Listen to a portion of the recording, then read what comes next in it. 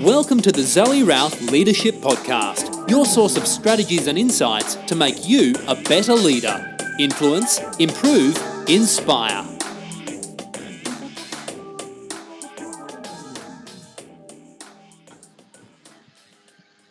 Hi, this is Zoe, and you wouldn't believe who we have on the podcast today. I'm so thrilled. It's Craig Cherry, and he is the managing director and founder of the Loyalty Zone. Now, Craig's been around the traps a bit. He's got 25 years experience in improving business productivity. His award-winning Leaders as Coaches training program has been run in, get this, 28 countries. That's like a third of the planet, I'm sure, and translated into 11 languages. That's amazing. He has achieved significant success with his sales and service programs. He really is about helping businesses do better service and better business as a result. And I know he's very passionate about getting results for his clients. So really keen to mine his expertise today. He's worked with many major global and Australian companies, including Shell, McDonald's, Rolls-Royce, MTU, Tattersalls, Coachshire, and Australia Post, as well as many major franchise businesses in Australia like Kmart, Quick Copy, and Howard's Storage World. So, oh my goodness, I am so thrilled to have you. Welcome, Craig. Thank you very much, Zoe. Pleasure to be here. So 25 years experience roaming the planet, improving business productivity. How did you get to that point? So tell us a little bit about your leadership and customer service journey. Well, for me, it actually started when I was a teenager. My father was quite entrepreneurial and had like service stations and we had an amusement park.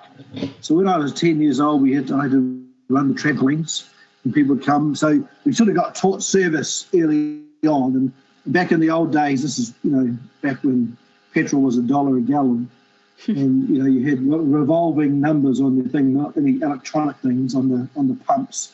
I had to be at the door of the car before they turned the engine off.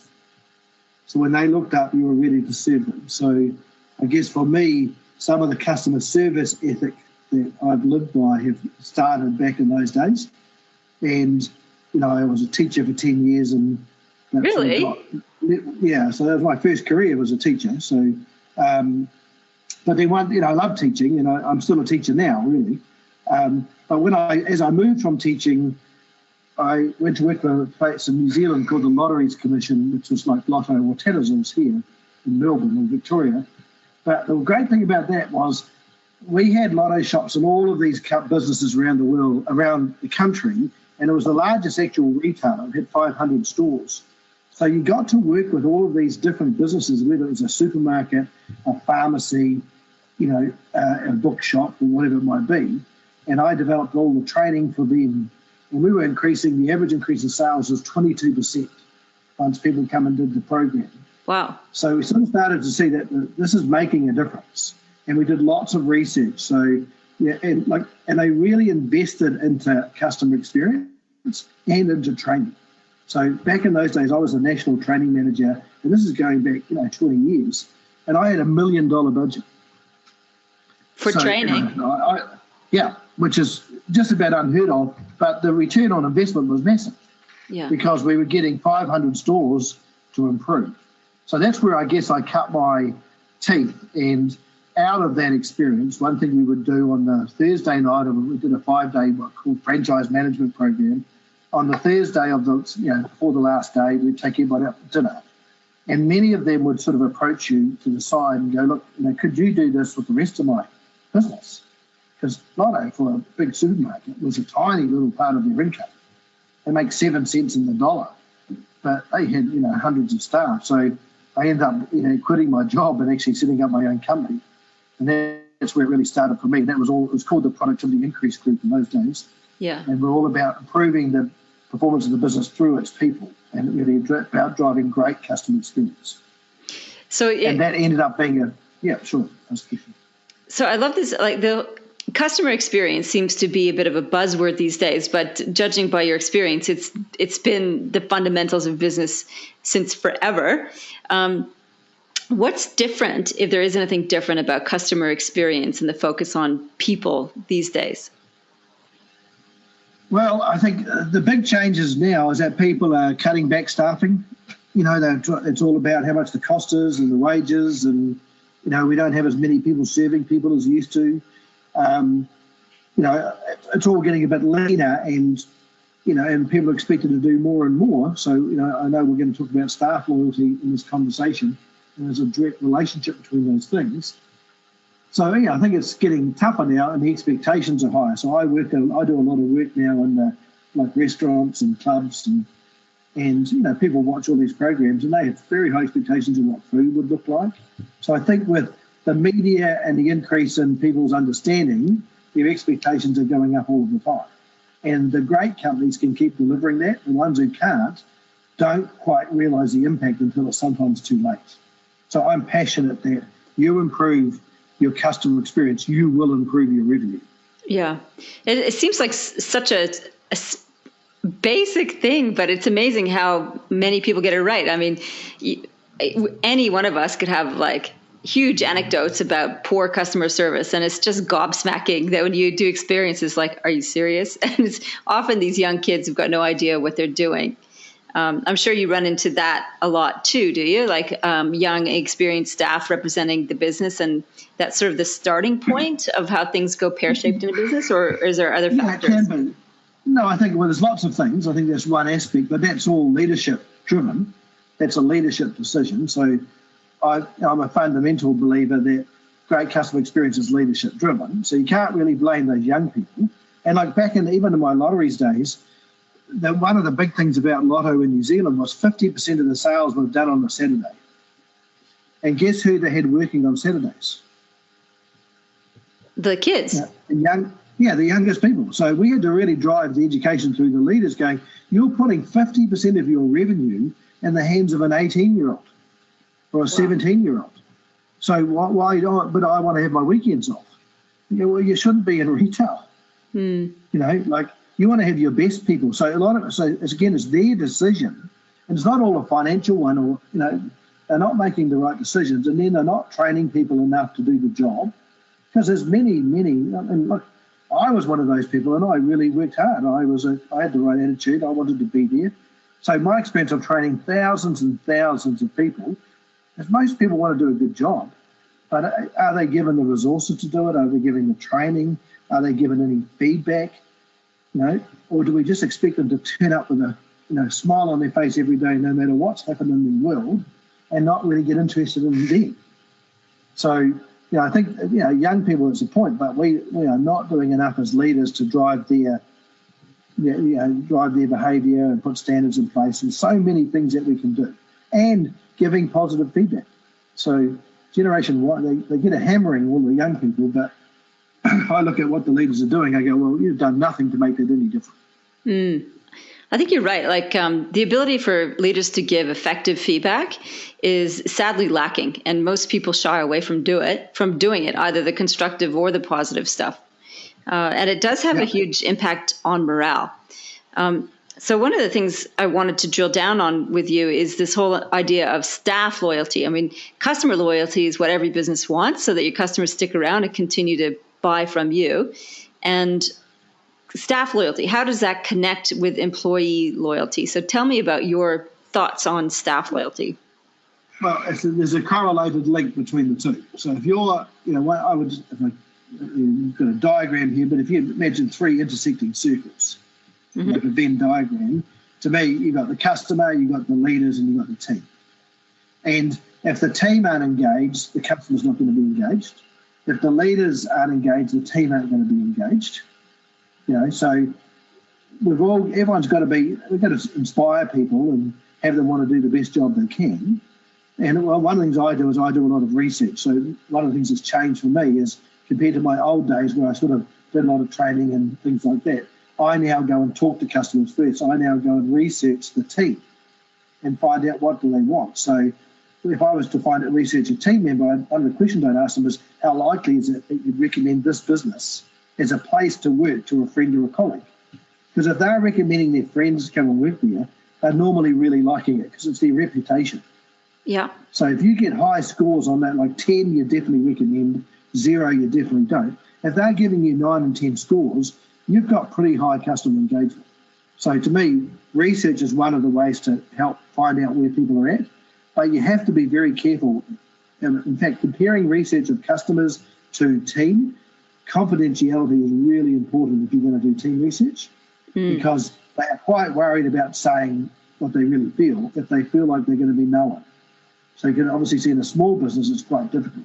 Yeah, absolutely. There's only 5 staff. I mean, who said that? So if the leaders are doing it for the wrong reasons, going to use it for evil, not for good, then that's going to be difficult. So if people are, and then what you can identify from that is what are the things that drive them. So when you said before about giving feedback, I remember working in a supermarket, right?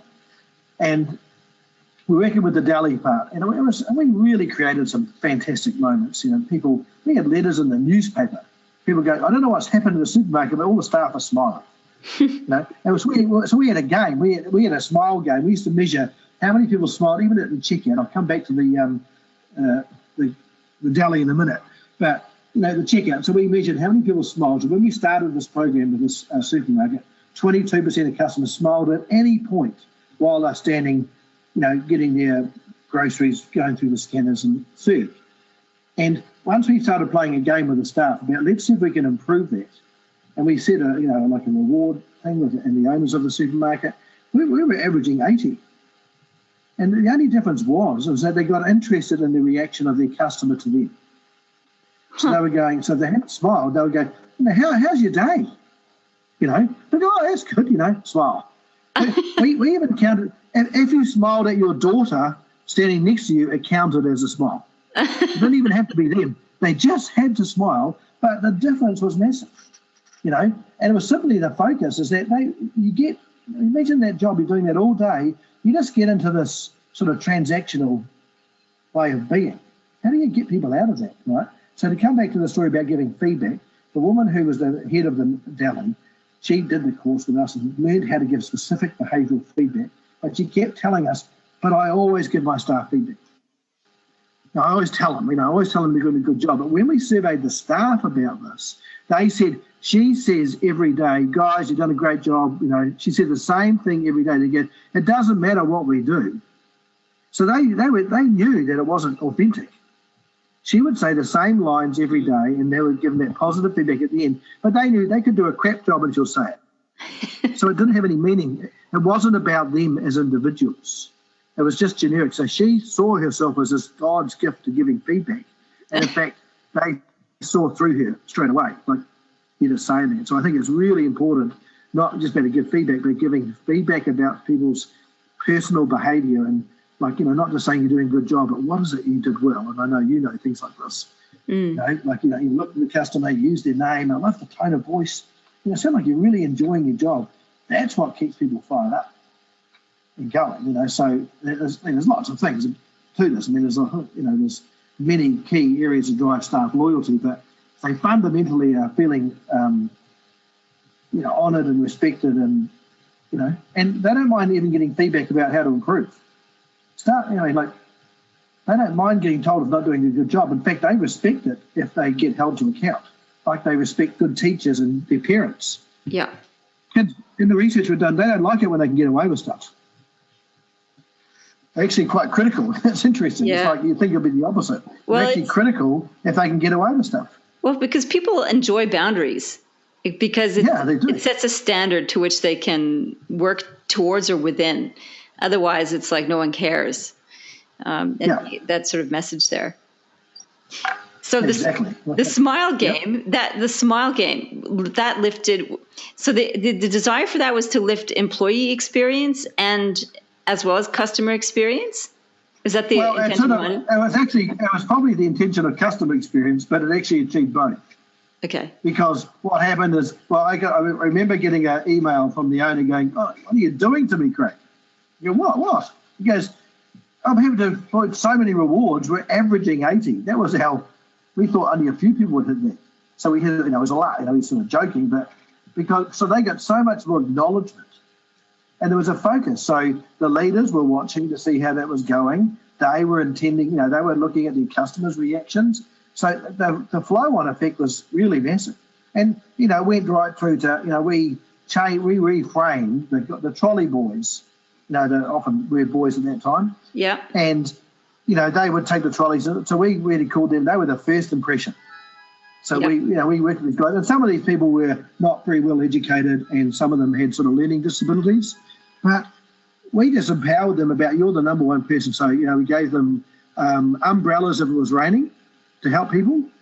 Again, and we had people taking photos of this person carrying their things, putting it in their car, going, I've never had a trolley boy actually help me pack my car and hold the umbrella over my head. So they felt like they were now important, not the lowest of the low.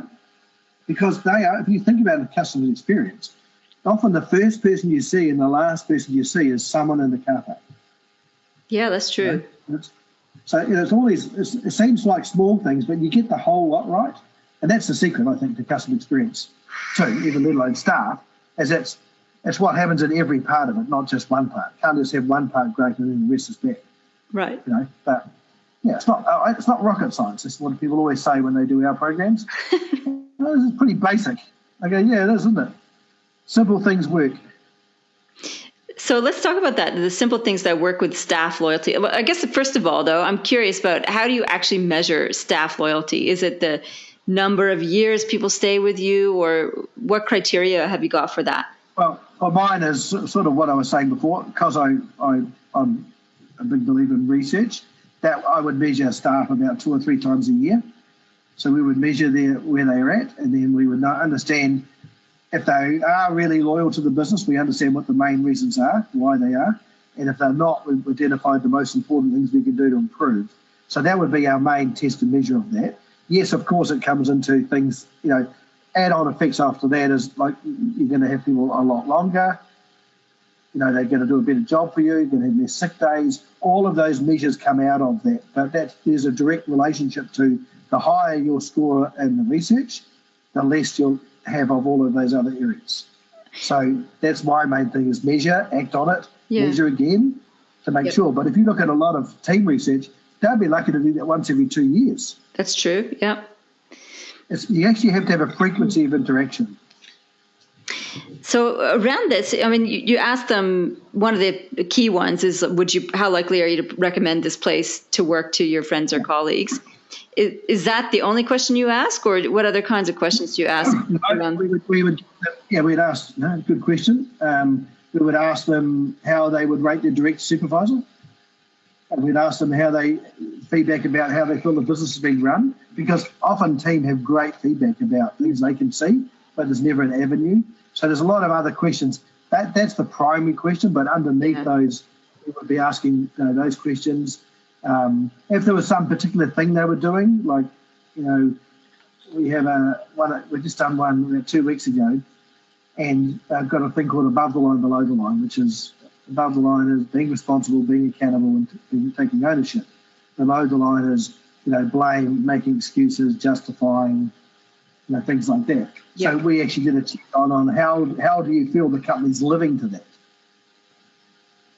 Is it just talk, or are you actually really seeing that experience? So the questions would sometimes, be designed on, things that their company's doing and other things that we've observed.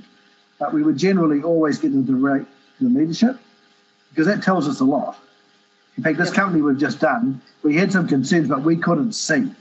So we've done the customer research, but we hadn't done the team, and we can't see, where are some gaps there. Now we've done the team research, we've identified the leaders who are not coaching the team. They're saying they are, but they're not. Okay. So we might ask the question of how often are you getting feedback? Are you having daily setup meetings? Because that's one of the key things for us. If you want motivated people, you've got to set them up every day. You can't just expect someone the next day to be the same as the day before. Like we wouldn't expect a sports team who plays and then has to play another game. We wouldn't just expect them to be just as good as last time with no more practice, no more setup, no more preparation. But we seem to expect our people to do that. So one of our key things is having a daily setup, getting them fired up, ready to go. What's our goals today? What are your key objectives today in your job? What are you going to do to deliver 10 out of 10 today? We get all those words out of their mouth. So, of course, if their leader's not running those sessions, that's all being lost. So it gives us a view, too, of what is actually happening. So that's a daily setup meeting. I'm just thinking about all the businesses I work with. I'm pretty sure that is not a daily experience for most leaders in their teams. Do you think it's more relevant for direct customer service engagement, or do you think I'm thinking, for example, one industry association I work with, they don't necessarily, all the people who work there don't necessarily have endpoint connection with the membership. They have other functions within the organization. Is it still important in your perspective for team loyalty and team performance to have those daily check-ins, those daily setup meetings? Yeah, it doesn't have to be long. I mean, it does depend on the business. I mean, some, they might do it weekly, just because not everyone's even there. Yeah. So like one of the companies I work with in South Africa, their exec team, they do two a week. They're Monday and Wednesday. Mm-hmm. Doesn't matter where they are in the world, they have to link into this telephone call, and that's their setup. So, so they don't do it every day because it's just logistically too challenging. Yeah, right. With a frontline service team, it would be daily. And I think the other point, even when you say people are not in direct customer roles, well, I would argue that everyone's in customer experience. Mm-hmm. Everyone impacts it in some form. So in a finance team, they would have their setup, but it's all about, and again, you don't want to have them long. You don't want to be a big half an hour. But it's just like, where are we at? What are we going to do? And it could be 1-to-1, it could be 1-to-5. It's just a quick check-in. And it's also being interested. What's that lovely saying? People don't care what you know till they know that you care. Yeah, that's right. So as a leader, are you checking in and just saying, how are they walking into that? Because staff will tell us, like, man, we know what days to talk to the boss and what days don't. You can see when they walk in. So that everyone's assessing everyone. Everyone's making judgments about people. Mm. So are we doing anything to help that? So, I'm not talking about, it doesn't have to be a rah-rah thing. I mean, we've developed a thing called Fired Up, Ready to Go, which came from Obama's campaign when he stood for president. But, it's more just about being really interested in checking in and sort of clearing someone if they're not ready. There's nothing like a bit of rah-rah. I'm not averse to that, being Canadian enthusiastic. No. Yeah, well, I was in the States last week and we did this, I was actually being warned because I showed this video about Obama's campaign. It was a great story about Fired Up, Ready to Go. And I was in Trump country. I was right in the middle of Arizona. Gun toting. They were telling me, don't show that video. Well, I did show it and they loved it. Oh, really? It wasn't really about him. It was actually about a little lady he met, and he went to this. He drove about 3-4 hours to go to this meeting, and only 20 people turned up. It was raining, like blowing a gale. He didn't look like they wanted to be there. He wanted to be there. They didn't look like they wanted to be there. And this little tiny lady said, I knew I had to do something. And she started doing this, fired up, and they had to repeat, fired up, ready to go, ready to go. And he's saying, because they tell the story together in a way, he goes, I thought she was stealing my thunder. He I looked at my team. What am I going to do here? They just shook their shoulders. I don't know what to do. But he said, after 2 or 3 minutes, I started to feel fired up. I felt ready to go. And that took off. It's a great story for someone who hasn't seen it. You can Google it. But after that whole thing became this campaign, it's like slogan. And people had posters, fired up, ready to go. He said, every day his team would go to him, you fired up, boss? Yeah, I'm fired up. You ready to go? Yeah, we're ready to go. It just creates this energy, So, and funny, it's like we've done it with every company. We do it in China. They do fired up, ready to go every morning. So, the service team, they, because this is a company that makes services big engines, they have their team standing around and they have their set-up meeting. Now, they have a big one of 20 or 30 people. Others have 2 or 3. Yeah. So, but I just think it's important. We just don't think about these things. We just expect. It's like expecting a teenager to tell you how school was. Yeah, you don't get much out of that. Okay, no, so anyway. We've got. I love that. I love that story. That's great. Fired up, ready to go. I love it. So we've got giving constructive, useful, behavior-related feedback as one of the key parts of building engagement with staff, which flows on to employee customer experience and loyalty. We've got the daily setup meeting. What else would you recommend for building loyalty with your staff? Well, I think everyone needs to know what's expected of them. So standards. So there's a great Deming principle, if you've ever heard of Deming. He was responsible for helping rebuild Japan after the Second World War and worked a lot with Toyota.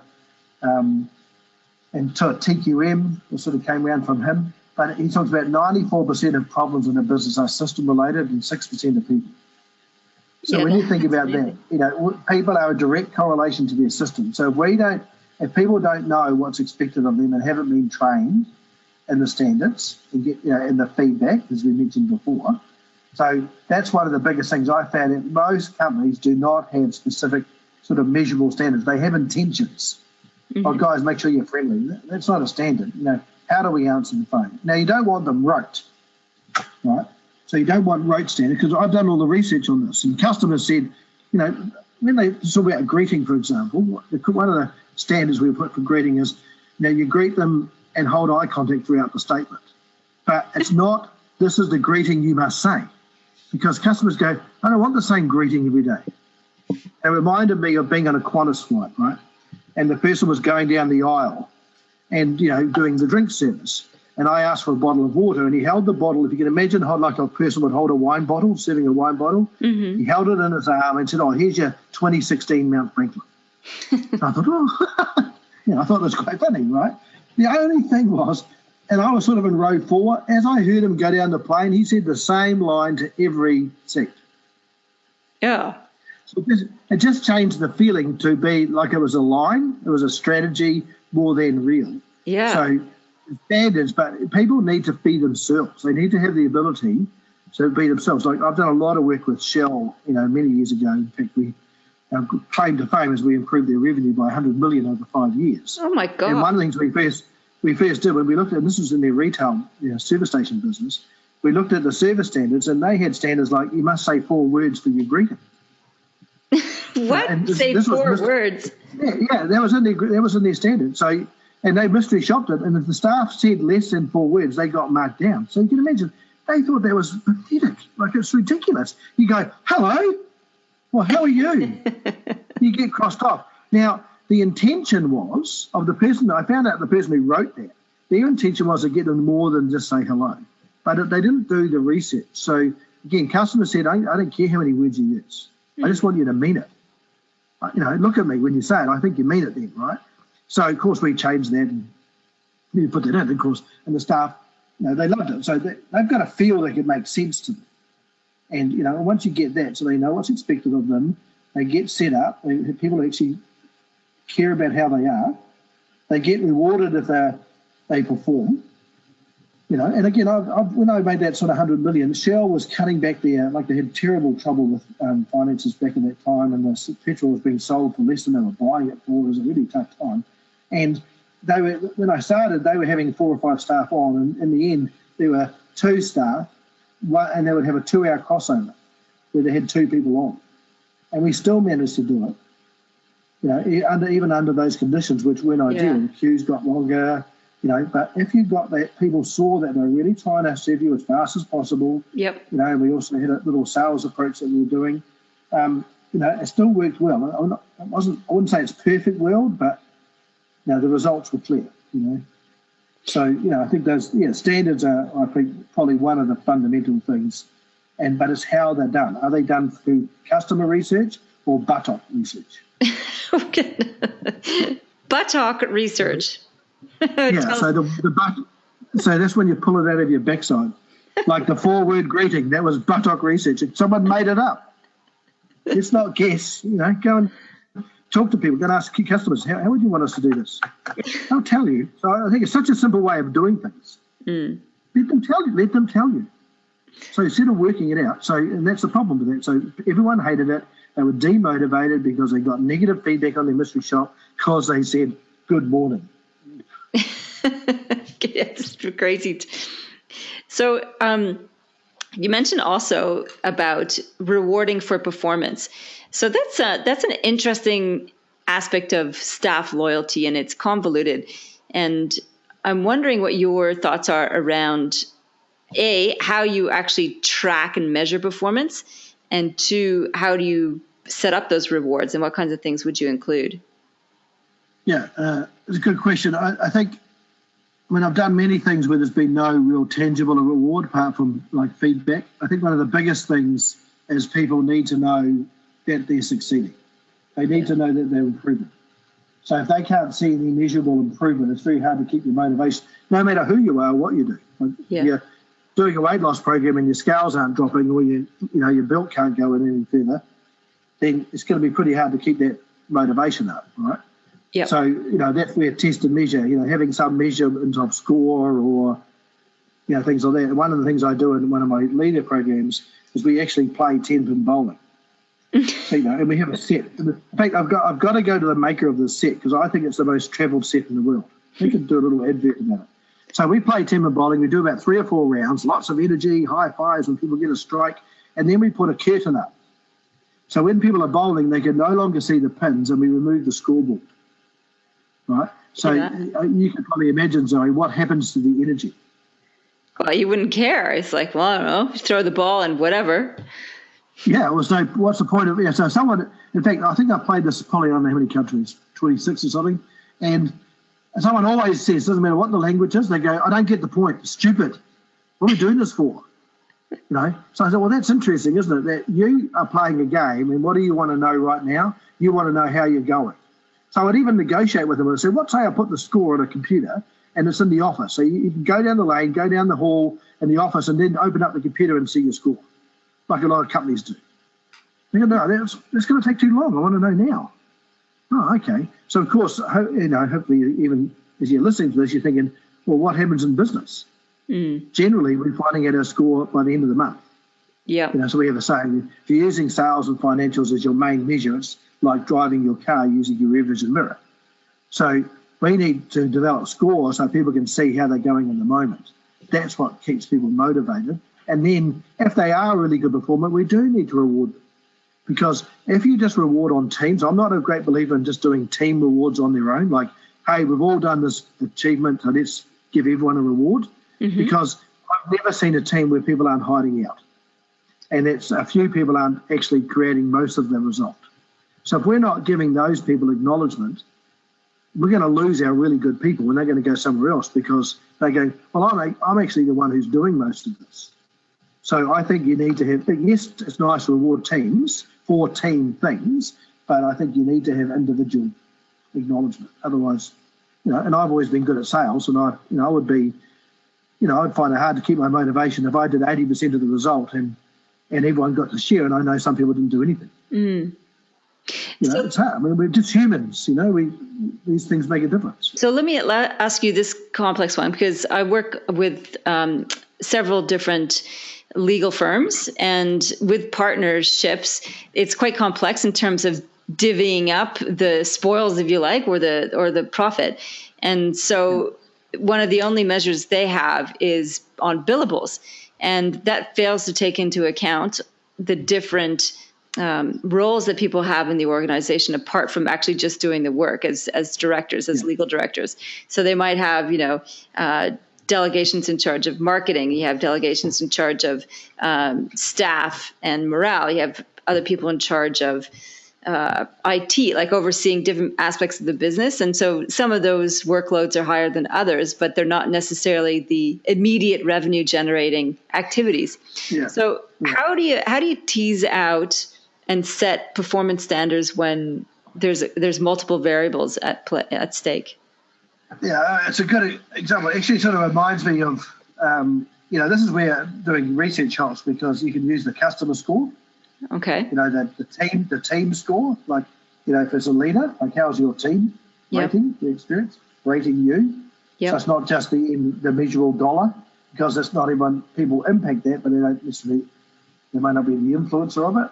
I remember doing real estate research and, so the scary thing for a lot of companies who did it, the person they thought was their number one best person, the customers hated them. Really? Like they got 0. They said we would never come and work with that person again. But they said, but they're my best salesperson, right? Because they, so if you think about the mentality of a salesperson in real estate, they just want to get the deal. They just want to get you sign up for the house. But their next part is managing the relationship. And often they would tell you whatever you wanted to hear and then sign you up, and then they come and do your auction. And I'm not saying they didn't do a bad job of the auction, but people said I had to chase up all the time. I always had to find out, they never told me who'd come to the open home. All these things they promised they didn't do. Never use them again. So they would go, well, I can't sack these people. I go, yeah, but maybe, yeah, I can understand you saying that, but they're killing you long term. But what we actually came up with was, why don't we partner them with someone who's really good at the relationship side and put them together? And so then you had this wonderful team, right? And so that's just an example for me where once you find out the customer side, you get a whole different view. Same in a legal firm. Someone might be doing great billable hours, but the people hate them. Yeah, that's true. Yeah. The team don't enjoy them. The customers find them very arrogant or whatever, whatever. So if you've got another way of measuring, and also I find often in teams that they're really good at coming up with ways of measuring themselves. Give them accountability for, okay, so we want to work out a way to measure this team's effectiveness. What do you guys think? How do you think we can do this? So they're often good at coming up with their own little score, their scorecard of, whether it's in finance, decreasing the amount of money owed. I can't remember the exact term for it now. What are things that you can actually impact? They don't drive revenue. They measure things. We had in South Africa, one of the problems was all the teams had to do their, people go out on the road and they've got to put in there to get paid back money for spending, Reimbursements, yep. Yeah, reimbursements, right? But the problem was they didn't, there was a system that was supposed to happen, but they didn't hold people to the system. So if you were late, they would let you off. So what happened, they were spending all this time doing this other work and then not getting other jobs done. So one of the things they looked at was, we've got to be tougher on our system. So they started, saying no, and you can't, if you don't get it in this week, you don't get anything paid till next Friday. Now, people didn't like it at the beginning, but once they started doing it, people realised that they actually meant what they said. They were able to make a big impact and improve. They saved about 20% of their time. Wow! Because they weren't applying their own system. One of my clients in India, they've got a bus. So in these bigger countries with big populations, they often bus all of their people in and bus them out because it's too expensive for travel. But guess what would happen? The bus is supposed to leave at 6. So what would you predict probably happens at 6 o'clock? Is everyone on the bus? No, they're waiting for people. Yeah. If you don't leave at 6, then people soon realise, you can get away with that. So they started putting the system. So for the first 2 weeks, they had a car available for people late. Then they let them know that you're getting driven, but if this is 2 weeks and this is gone. And now no one is ever late to the bus. Perfect. So there's often a way, looking at things that, one of those things that we often do, but it's, we're not holding people to account. They get away with it. So one of my sayings is adults are just children in big bodies. Adults are just children in what? And big bodies. And big bullies. And big bodies. Oh, okay. Physically, big bodies. Adults are children in big bodies. Okay. Yeah, big bodies. Because, children work out what they can get away with. Children work out, as which parent's going to be the easy touch for whatever thing. Yeah. And I remember when I was a teacher, we had a saying, in the morning, they'll look you over. After morning tea, they'll talk you over. And after lunch, they'll do you over. Jeez.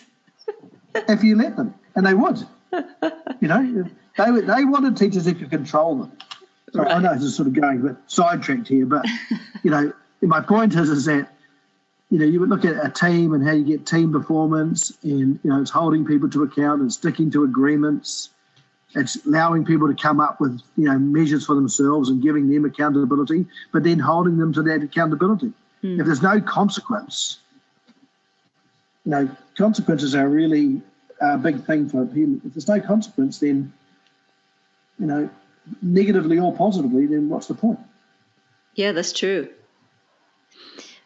So I want to ask this question about the difference between measuring staff loyalty and measuring employee engagement.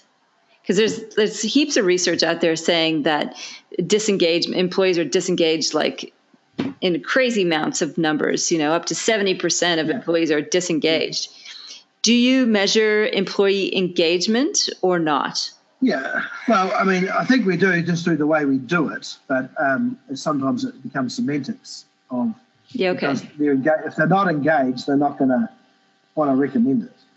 Right. So okay. Really, so there really is it's engagement survey, and if you called it an official term, that's what you call it. Are your team engaged? Are they giving their best efforts? Are they wanting to come to work? You know, and all these things that I've been mentioning are all the things that help assist that. Now, obviously, it all comes down to getting the right people. Mm-hmm. If you're not spending time on recruitment and actually working out the type of personality you want, I mean, not skill. You know, you can teach people skills, but get the right person who wants to be there and wants to do a great job. I think so many people miss great people because they go, you haven't got this level of experience. But how do you get it if someone doesn't give a chance? So, you know, I mentioned we do a lot of hotels. Some of the best staff and the ones who are just loved by customers had no previous hospitality experience.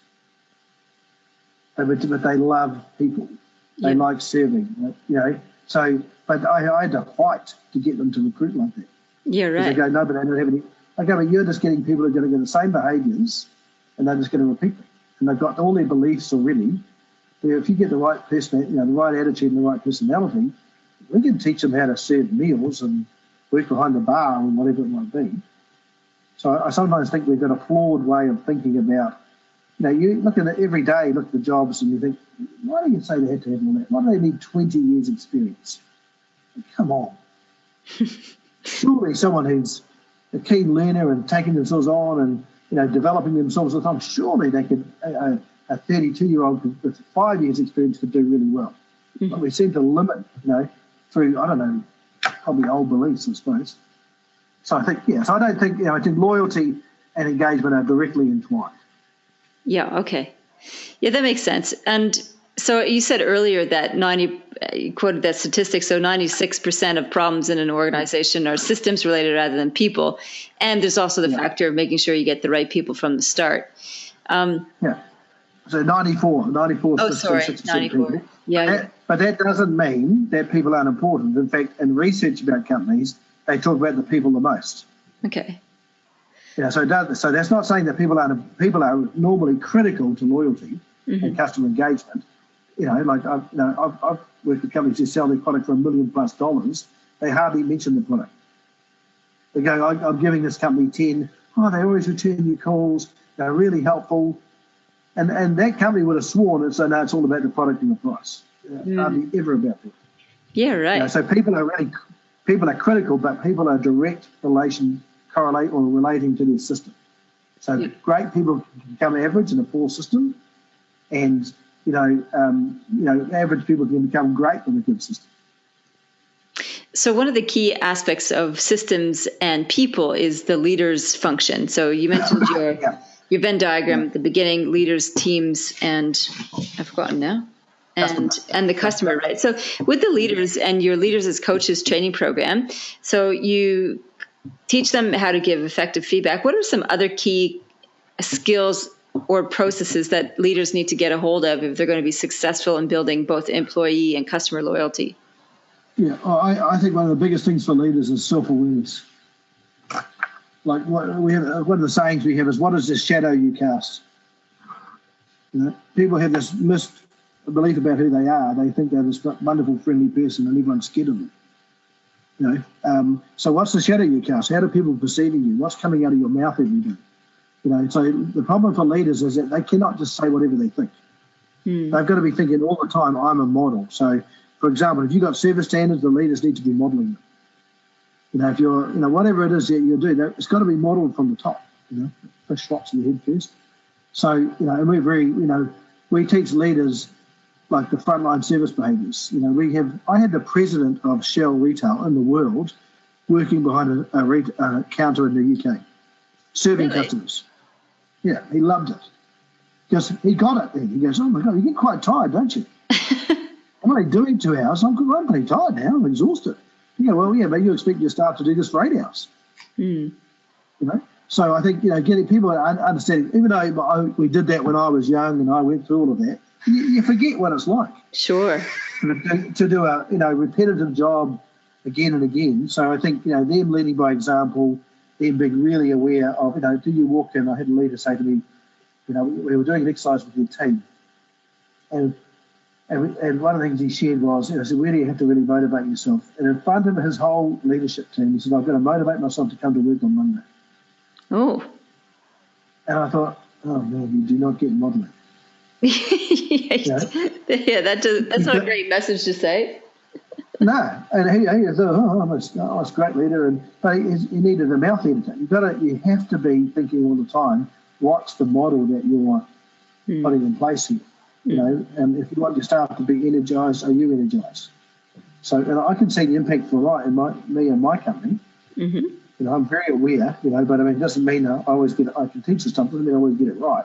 But, you know, we have a saying, you're either winning or you're learning, so sometimes that's right. It's too much fun learning, but I think for leaders, it's not just giving feedback. It's, you know, understanding the impact you have. You know, are you watching people? You know, so you can't just sit in your office and lead. And we actually do quite a lot of exercises where we coach people. So we coach all the leaders in exercise, and one's they've got to stand to a wall and draw a line, the highest line they can. Feet flat, toes touching the wall, and they all got the same pen, different colours, but the same exact design, and they're going to hold the pen exactly where I show them. And I make them repeat those rules out loud. So when they tell me the rules, I know they know them, instead of me just telling them, do you understand? Yeah. And then I do the exercise, and I'm standing right there and I'm watching them. So if their feet don't touch, I correct them in the moment. I don't say you did it wrong. I go, just make sure your toes are touching, you know. So it's no point telling them later on you didn't do it correctly. So they've got to be there with people. So you're evaluating, then giving feedback. And then I do an exercise and I get them to do it again. And normally we're getting about 3 to 6 inch improvement. You know, people can't believe it. Like, really? That's the highest line I could get. Yeah. But the whole thing is, so I think a great way of teaching people is to get them to experience it for themselves, and then we break it down. Yeah. So, you know, the second time I lifted my energy, and I got them to say out loud, I did stretching and all sorts of things, visualization. And, you know, one of the things I got them to say is, what are you now? Tall person. Okay, show me that tall person. They went, yes, you know. But they don't realise that when you get a bit fired up, you're something a bit taller, you know. That's why Tony Robbins is 7 feet tall. Yeah, that's right, exactly, you know. And he's a great model of these sort of things. And so I think that's, you know, really important to leaders. You know, understanding they should know the standards, live the standards. You know, who they're being all the time. Doesn't mean they don't muck it up and they have a chance to talk to, you know, check in with people and get big in. You know, I think if I think about all this coaching I've taught, I reckon one of the biggest things we find with leaders is their talents. And what we would say is you need to get the words out of them, but you've got to ask questions. Mm-hmm. You know, you can be interesting or be interested. So people who do a lot of talking are all about being interesting. So, you know, we find I would say, like in my experience, I've done this, you know, as you said earlier on, you know, many, many countries now, trained thousands of leaders. I would say 90% of all leaders I've trained were unconscious tellers. They didn't even realise they were. Yeah, right. They would tell everything. You've got to do this and then do this. And then they wonder why people aren't very motivated. Yeah. Yeah. I reckon it's a really big one. Get the words out of their mouth. How could you improve that, Zoe? What could you do next time? Oh, yeah, great. It's a great solution. Let the people come up. Let them think about things for themselves. That's awesome. So tell me, like, do you have your favorite example of how you turn a company around with these kinds of interventions? Have you got a classic one to share? Yeah, I did one of my first projects. I was doing this project in South Africa. So I was working with a guy in Australia, and he got promoted to become managing director in South Africa. And this is this company I was mentioning. It basically sells and services big diesel engines, like for shipping and trucks and mining. And when we went there, he got there. Of course, normally if a CEO leaves, it's one of two reasons. They're either sacked or they've decided to move. Mm-hmm. Right? Well, the previous one got sacked. Sales were flat. Mining was pumping in Africa. So, you know, and the first thing that, you know, when Alan went over there, he sort of said, you know, show me the research and why aren't customers returning? Because clearly, if you've got low sales, you've got a customer loyalty problem. Yeah. And I guarantee you they're not all returning and they're not promoting you to their friends and colleagues. All right. So, of course, they had none of that. So he brought us in and we started doing the research and we put all the training systems and all these things I've been talking about in place. And in the first year, they grew by 19% on it. It was a $35 million business. And in the second year, it was a further 22%. Now, they're part of a global company. Their global sales average was about 1.5%. Wow. And people went there. And so, of course, it got noticed because they were going, what the hell's going on in South Africa? And people went there, and there was an energy. Like, you did the fired up thing, and they even had big posters on their garage, where you drive in the big trucks to, the engines, and had fired up, ready to go, 10 out of 10, that's our show. That was on the bottom of their emails. They just lived and breathed it, but it really came from Alan. He even helped me train, because we couldn't afford to bring 2 people over because the rand's really low currency. Yeah. So you couldn't afford to, if you're training someone, you need about 1 to 6 ratio. Otherwise, you don't get enough repetition practice. So he helped me train for 2 weeks, the CEO. Wow.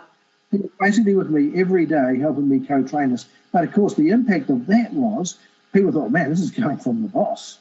This guy's really passionate about this. So we achieved numbers that no one would believe possible.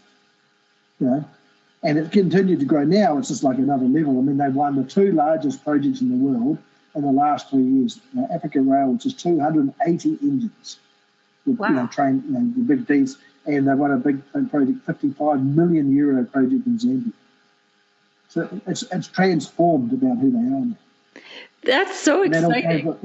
Yeah, it's cool. I mean, I now work in about 8 countries with this company now because of that. Yeah. So, fired up, ready to go, Craig. That's it. You fired up. I am so motivated to do that with my team now. That's great. Awesome. Yeah, well, make sure you watch the video. I will. Just Google it. I will. Definitely. It's a really cool story. I will Google it. I will put a link on the show notes, which will be at zoerouth.com/podcast/loyalty-zone. And we'll have a link to that wonderful little video clip there, as well as a link to Craig's website as well. Anything else you want to share with us before we wrap up? I think most of what I've said is that, it isn't actually as hard as we think it is. It's just what you do every day. I use a lot of posters, and another saying is it's everybody, every day, every time, without fail, no exceptions. So near enough is not good enough. Yeah. If you're willing to do that, and it's what you can actually achieve things quite fast. That's awesome. That's a great message, and you're a real pleasure to talk with, and I can see why your customers are loyal to you, because you are so dedicated to this whole concept of people matter, and that resonates with me too, because people do matter for me too. Thank you so much, Craig. I love your work, and I love hearing your stories and your insights. It was fabulous. Zoe, it was my pleasure.